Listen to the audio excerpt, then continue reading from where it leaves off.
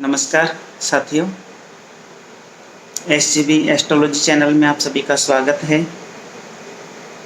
आज हम जिस विषय पर चर्चा करेंगे वो ज्योतिषीय दुष्प्रचार या भ्रामक प्रचार को लेकर है, जिसमें कभी कभी कोई योग बनते हैं और YouTube पर, व्हाट्सएप, फेसबुक पर हम इस तरह की सूचनाएं देखते हैं कि अमुक योग में यदि कोई लक्ष्मी जी की पूजा करेगा तो करोड़पति हो जाएगा, या अमुक योग के अंदर इस तरह की स्थिति है कि गड़ा हुआ धन किसी को प्राप्त हो सकता है, या कभी कोई त्यौहार आता है तो उससे पहले खरीदारी के मुहूर्त आते हैं। अब देखिए, कभी जैसे कि दीपावली का त्यौहार आता है, नवरात्र आते हैं, तो उनसे पहले पेपर के अंदर इस तरह की बातें आ जाती है कि इस योग में खरीदारी करेंगे तो इस तरीके से लक्ष्मी जी की प्राप्ति हो जाएगी, माला माल हो जाएंगे। अब एक बात आप सभी सोच सकते हैं, मैं भी सोच सकता हूँ, क्या धन प्राप्ति के कोई शॉर्टकट्स हो सकते हैं क्या, या लक्ष्मी प्राप्ति के कोई शॉर्टकट हो सकते हैं? जैसे प्रशासनिक सेवाओं की कोई तैयारी करें, आप कभी किसी IAS वगैरह का एक इंटरव्यू देख लो, उसमें पता आपको चल जाएगा। वो लोग एक बात कहते हैं, जब उनसे पूछा जाता है कि भाई सफलता के लिए आपने क्या किया, तो कोई कहता है जी मैंने 12 घंटे पढ़ाई की, प्रतिदिन मैं 12 घंटे पढ़ाई करता था। कोई कहता है कि मैंने समसामयिक घटनाओं के अपडेट होने से लेकर और 4 घंटे ही बस मैं रात को सोता था, बाकी समय मैं अपनी पढ़ाई करता था। कोई कहता है मैंने रिश्तेदारी वगैरह में साल भर से जाना बंद कर दिया था, अपने घर में कोई त्यौहार वगैरह है, शादी ब्याह के कोई काम है, उनमें भी मैं नहीं जाता था। और फिर वो एक बात और कहते हैं कि सफलता का कोई शॉर्टकट नहीं है, और हम लक्ष्मी प्राप्ति के शॉर्टकट ढूंढ रहे हैं। तो ये किस तरीके से संभव है? इस तरह के कोई शॉर्टकट होते हैं तो वो केवल और केवल खुद को बरगलाने की चीज़ें हैं, खुद को धोखा देने की चीज़ें हैं, या खुद को ठगने की चीज़ें हैं। अब चाहे वो योग कोई सा भी हो, चाहे कोई स्थिर लगन में आधी रात के समय लक्ष्मी जी पूजा करे,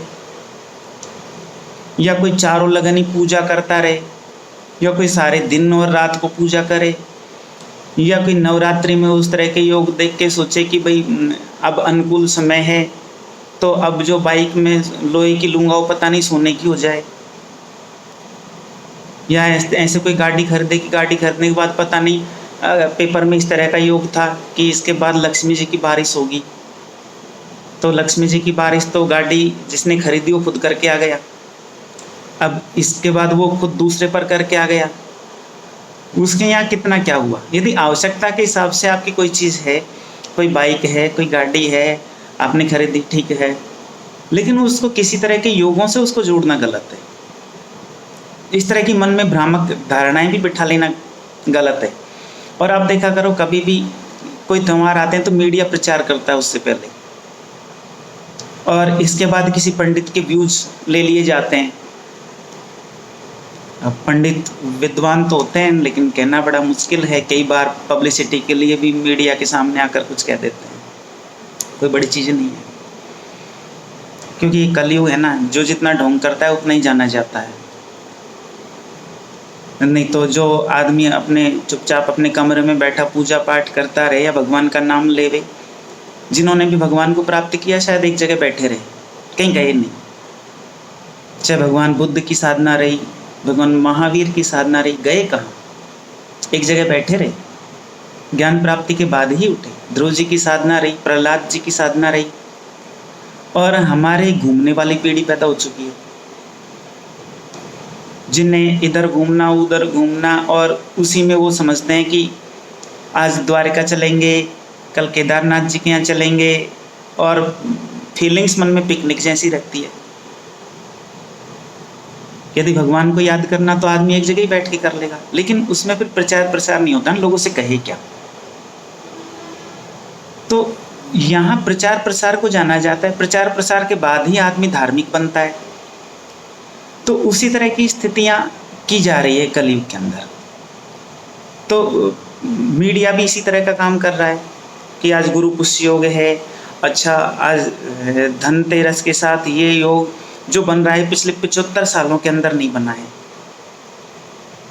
अब आदमी, साधारण आदमी जब पेपर देखता है तो वो सोच लेता है कि ये योग जो 75 साल बाद बन रहा है ना, इसमें मैं खरीदारी कर लेता हूँ, यहीं से मेरा मालामाल होने का रास्ता निकलेगा। और ऐसी बात नहीं, इसके बाद शिकायत करते देखा जाता है कि मैंने ऐसा किया, कुछ नहीं हुआ। ये ज्योतिषीय दुष्प्रचार है, भ्रामक प्रचार है। किसने रवि पुष्य नक्षत्र का उपयोग मंत्र सिद्धि के लिए या जाप के लिए किया? पुष्य नक्षत्र शनि का नक्षत्र है। गुरु पुष्य योग हो तो भी वो पुष्य नक्षत्र तो चूंकि शनि का ही नक्षत्र है, गुरु और रवि के साथ उसका मिलन एक अद्भुत चीज बनाता है। अब किसी ने कोई मंत्र जाप किया हो, किसी ने कोई सिद्धि की हो, किसी ने नाम जप किया हो, या किसी ने भगवान का श्रृंगार अभिषेक किया हो, तो कोई बात भी जमे कुछ कुछ कि मन में थोड़ी सी कुछ फीलिंग्स आती। और ये सर्वार्थ सिद्धि योग भी होते हैं इनके अंदर। यानी सर्वार्थ का मतलब होता है, सर्व शब्द पहले है, उसमें अर्थ बाद में है। तो सर्व का तो मतलब हो गया कि वो स्वार्थ नहीं है, सर्वार्थ है। तो सर्व मतलब आपकी सारी फीलिंग्स और समस्त अस्तित्व की सारी फीलिंग्स। यानी हम अच्छे के लिए कोई प्रार्थना करें, अच्छे के लिए भगवान का नाम जपें, बारिश की कामना के साथ भगवान का नाम जपें, वृक्षारोपण करें, तो वो फल उस तरीके से प्राप्त होते हैं। अब स्थिति ऐसी है कि गुरु पुष्य योग आ गया, ऐसी बात नहीं इसमें खरीदारी निषेध है, निषेध नहीं है, लेकिन आपके पास कोई बहुत बड़ी चीज़ है, प्रधानमंत्री आपका जानकार है और आप उससे एप्लीकेशन लिखवाओ छुट्टी की, तो ये तो ना तो प्रधानमंत्री पद का उपयोग हुआ सही जो आप कर सकते हैं कि आपका जानकार है, और ना ही आपको कोई बुद्धिमान कहेगा। इसी तरीके से हम सांसारिक अर्थ नहीं निकालें चीज़ों के। गुरु पुष्य योग है, आप भगवान का अभिषेक कर रहे हैं, चाहे आपने गाय के दूध से किया, घी से किया, दही से किया, पंचामृत तैयार किया, सृष्टि के कल्याण के लिए आपने कोई जप किया, ये ध्यान रहे सृष्टि के कल्याण के साथ ही आपका कल्याण होता है, अदरवाइज सारे कल्याण पीछे रह जाते हैं। तो इस तरह के भ्रामक और दुष्प्रचार जो मीडिया करता है, उनसे हम दूरी बनाएं। इसके साथ कुछ चीज़ें और है, जैसे कि नज़र हटाने के टोटके 50 तरह के आप देख लोगे। अब आप एक बात और देखिए, कितने लोग इस तरह के हैं जो अभाव में पले, जिन्हें नज़र लगती है। उन घर में बच्चियां भी होती है, बच्चे भी होते हैं जो छोटे होते हैं। काला टीका तो सुंदरता के लिए लगाया या भगवान कृष्ण को याद करके लगाया, ठीक है। काली नज़र यानी किसी की बुरी नज़र हो या कोई बुरा चाहता हो देख देख के, तो उसका रिफ्लेक्शन हो जाए, रिफ्लेक्ट हो जाए वो चीज़, इसलिए लगाया। लेकिन इसके आगे जाना कि नज़र लग गई, फिर कोई नज़र काटे, कोई नीम की पत्ती घुमाए, कोई चाकू से लेके उल्टा सीधा करे, कोई पता नहीं क्या मंत्र जप करे, कोई क्या करे, जिनका कोई आधार ही नहीं शास्त्रीय, इस तरह की चीज़ें कोई करे, तो यहाँ ये बात बहुत साफ हो जाती है कि जब अभाव में पलने वाले को नज़र नहीं लगती, तो अमीरों के बच्चों को नज़र कैसे लगेगी? तो एक ढकोसला मात्र हुआ, और इस ढकोसले को बेचने के लिए पंडित और तांत्रिक तैयार रहते हैं और सहारा लेते हैं एस्ट्रोलॉजी का। छुपाना तो, बताना तो कोई और चीज़ चाहते हैं कि हम आपका भला करेंगे, और छुपाना चाहते हैं अपना स्वार्थ। तो हम कम से कम एक, जैसे कि एक अच्छे इंसान, सभ्य नागरिक की कुछ पहचान होती है कि सभ्य नागरिक एक तो जादू टोना टोटका गड़ा धन कैसे मिले, जल्दी लखपति करोड़पति कैसे हुए, किस मुहूर्त में पूजा करने से क्या होगा, इन सब से सभ्य नागरिक दूर रहता है। ये सभ्य नागरिक की पहचान है। सभ्य नागरिक जो काम करता है वो ये होता है, वो सबका कल्याण चाहता है। तो सबके कल्याण की फीलिंग्स के साथ वो रवि पुष्य गुरु पुष्य का उपयोग करेगा, लक्ष्मी जी का पूजन करेगा, लेकिन अपनी लक्ष्मी बचा कर करेगा। मीन्स अपना जो भी है दिखावा कम से कम, खर्चा कम से कम। ऐसा नहीं है कि लक्ष्मी जी को दिखावे से ही रीझ जाती है। सारी दुनिया में उल्लू ही मिले सवारी करने के लिए। यदि उन्हें दिखावा ही करना होता तो कोई ढंग सा चुनती ना। तो ऐसी स्थिति यूँ बताती है कि हम इन सब चीज़ों से हम दूर रहें, भगवान का नाम जपें। परमात्मा के नाम में असीम शक्ति है, असीम शक्ति। और कलयुग में तो नाम का खास महत्व है। चारों युगों में भी यूँ तो नाम का खास महत्व है, लेकिन कलयुग में खास महत्व है। कोई भी परेशानी, कोई भी कुछ भी कैसी बाधा हो, परमात्मा का नाम का आश्रय करें। और नाम के आश्रय के साथ ही आपको सारे जो और बाकी फालतू ढकोसले, प्रपंच, इनमें नहीं जाएं कि आज ऐसा करेंगे ये हो जाएगा। अपना नित्य कर्म तो छोड़ दें और फालतू की बातों को अपना जीवन का आधार बना लें, उसके कारण आपका नित्य कर्म डिस्टर्ब हो जाए। कहीं से पीली सरसों उठाते डोलें, कहीं से सफ़ेद सरसों उठाते डोलें, कहीं से नींबू मिर्च कलेक्ट करते डोलें, और उसमें भी ये कि फलाने ने ये कमी कर दी, फलाने ने ये कमी कर दी।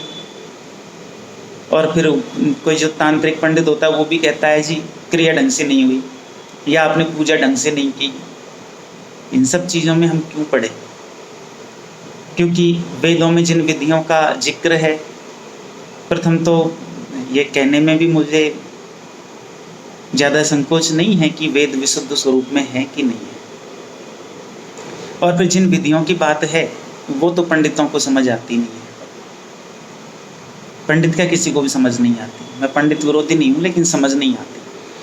तो फिर किसी संत के बताए रास्ते पर चलें जो हमारे यहाँ उपाय बताया। संत का रास्ता हमेशा कल्याण का रास्ता है, लोक कल्याण का रास्ता है।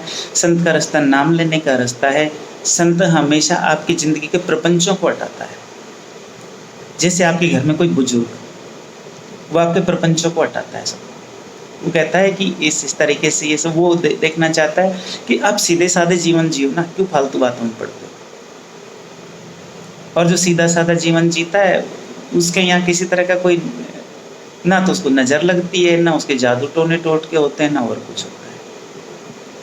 तो पंडिताई के नाम पर जो ढकोसले चल रहे हैं सोशल मीडिया वगैरह और कहीं, इनसे दूर रहें और परमात्मा के नाम का आश्रय करें। संघर्ष की वृत्ति रखें और एक मेहनत के साथ एक सभ्य नागरिक बनने की तरफ अग्रसर। नमस्कार, शुभ।